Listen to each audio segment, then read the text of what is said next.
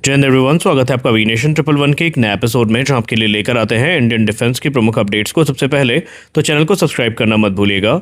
दोस्तों, कल्पना कीजिए हिंद महासागर में भारतीय नौसेना का एयरक्राफ्ट कैरियर आगे बढ़ रहा है और उसके डेक से एक टेडबीएफ फाइटर जेट उड़ान भरता है। लेकिन ये सिर्फ दुश्मन से लड़ने के लिए नहीं निकला है। इसके साथ उड़ रहे हैं कई कॉम्बैट ड्रोन।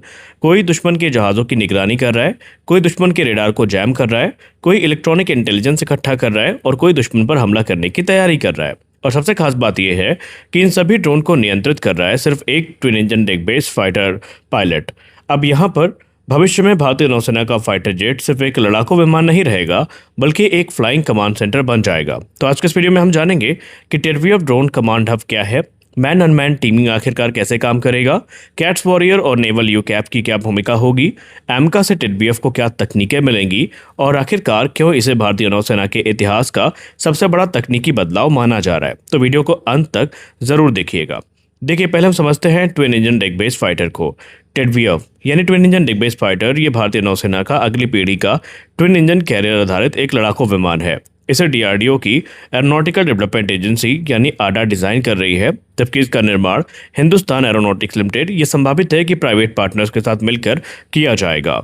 यह विमान भविष्य में मिग 29K की जगह लेगा और उसको रिप्लेस भी करेगा।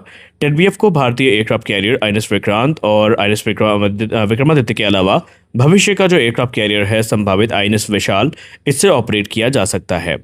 अब यहाँ पर बहुत सारी नई जानकारियां भी इसको लेकर सामने आई हैं और कुछ आई जानकारियों के अनुसार twin engine deck based fighter की भूमिका अब एक फाइटर जेट तक सीमित नहीं रहने वाली है, बल्कि भारतीय नौसेना भविष्य को ध्यान में रखकर काफ़ी कुछ प्लान कर चुकी है। रिपोर्ट के अनुसार भारतीय नौसेना ने twin engine deck based fighter को शुरुआत से ही मैन अनमैन टीमिंग यानी मल्टी क्षमता के साथ डिज़ाइन करने का फैसला किया है। मतलब ये नहीं है कि ये सिर्फ एक फाइटर जेट रहेगा, इसका मतलब ये है कि भविष्य में यहाँ पर बहुत सारे अपग्रेड किए जाएंगे। ये विमान डिज़ाइन के समय से ही इसे ड्रोन नियंत्रित करने के लिए तैयार किया जा रहा है और यही इस परियोजना की सबसे बड़ी खासियत भी है। ये मैन एंड मैन टीमिंग क्या होती है? जी हाँ, मैन एंड मैन टीमिंग को समझना ज़रूरी है।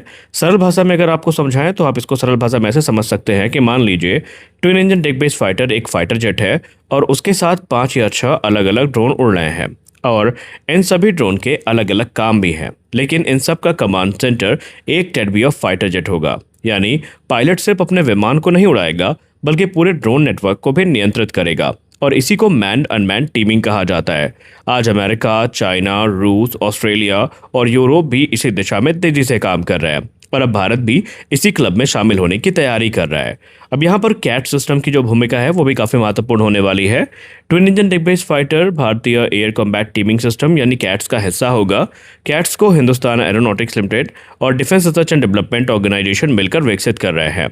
इस पूरे सिस्टम का उद्देश्य है एक पायलट, लेकिन उसके साथ कई अनमैन्ड सिस्टम, यानी भविष्य के युद्ध में एक फाइटर जेट ही नहीं बल्कि पूरा का पूरा नेटवर्क एक साथ काम करेगा।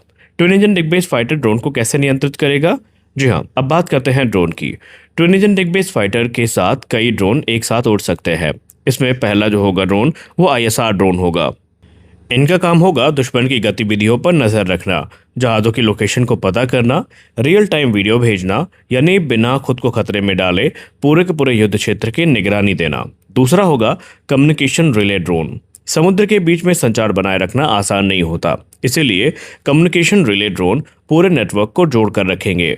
यहाँ सामान्य रेडियो या डेटा लिंक पर ये काम नहीं करेंगे, या यूँ कह लें जहाँ पर जिस स्थिति में सामान्य डेटा लिंक या रेडियो काम नहीं करेंगे वहाँ पर ये ड्रोन कम्युनिकेशन को बनाए रखेंगे। तीसरा होगा इलेक्ट्रॉनिक वॉरफेयर ड्रोन। ये सबसे खतरनाक ड्रोन होंगे। इनका काम होगा दुश्मन के रेडार को जाम करना, कम्युनिकेशन सिस्टम को बाधित करना, मिसाइल गाइडेंस को भ्रमित करना, यानी हमला शुरू होने से पहले दुश्मन की आंख और कान बंद कर देना। और चौथा होगा स्ट्राइक ड्रोन। ये सीधा हमला करेंगे।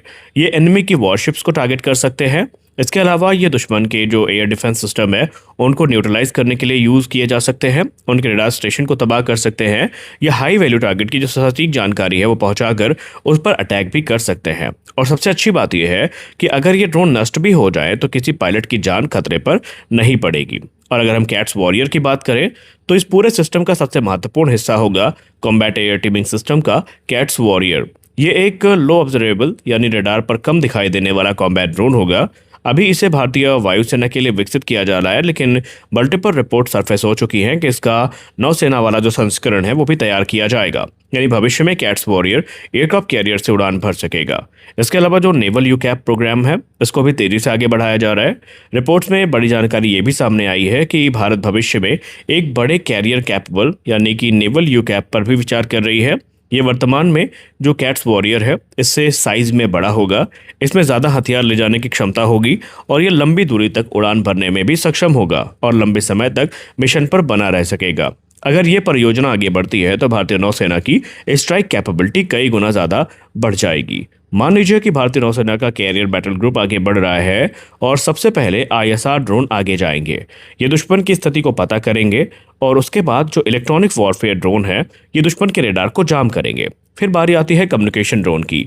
ये पूरे नेटवर्क को जोड़कर रखेंगे और ये सुनिश्चित करेंगे कि जितने भी क्रिटिकल कम्युनिकेशन है वो बने रहें, वो किसी भी हालत में ब्रेक नहीं होने चाहिए। और जब सब कुछ सामान्य होगा तो फिर स्ट्राइक ड्रोन बाकी की जिम्मेदारी संभालेंगे। ये सभी ड्रोन जो है ये जाकर एनिमी के टारगेट पर हमला करेंगे और ट्विन इंजन डिग बेस फाइटर इन सभी को सुरक्षित दूरी से नियंत्रित करेगा।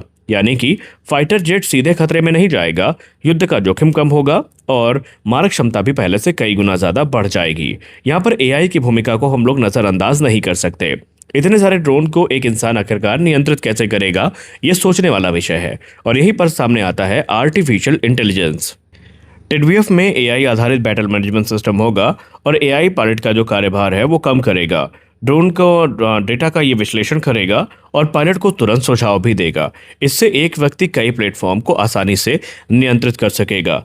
ड्रोन नियंत्रण के लिए सबसे जरूरी चीज़ होती है सुरक्षित संचार, और ट्विन इंजन डिग बेस फाइटर में हाई बैंडविड्थ और लो लेटेंसी डेटा लिंक होंगे, यानी कि real time video, radar data, target information, electronic intelligence और सब कुछ तुरंत TDF तक पहुंचाया जाएगा और उसी समय आदेश भी ड्रोन तक वापस जाएगा।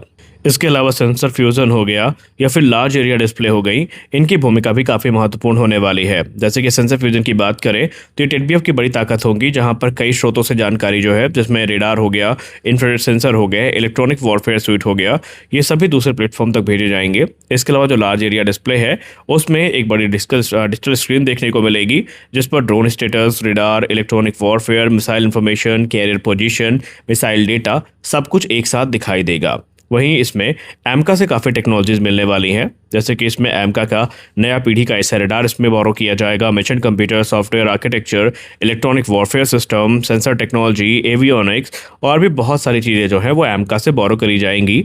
इससे विकास की लागत कम होगी, समय बचेगा और मेंटेनेंस भी आसान होगा। तो ये सेवा में कब तक आएगा? देखिए, फिलहाल ये एमका के साथ ही शामिल होने की इसकी तैयारी है और तकरीबन माना जा रहा है कि 2035 से 38 के बीच में ट्विन इंजन डिग बेस फाइटर जो है ये भारतीय नौसेना की सर्विस में आ सकता है। तो आपको क्या लगता है, क्या ये जो तरीका था ये सही है?